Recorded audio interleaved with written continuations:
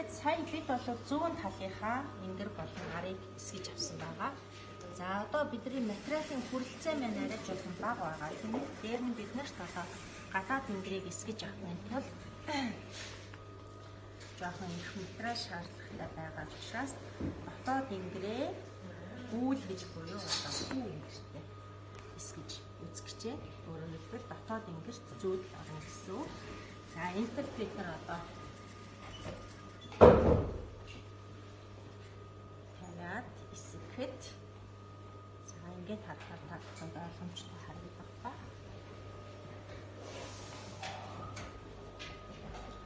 За ингээд эсгэхэд дотоод ингэрт юу орж ирэх вэ? Зүүдэл орж ирэх нь. За ингээд ар болоод уртаараа эсгэж болно гэсэн үг.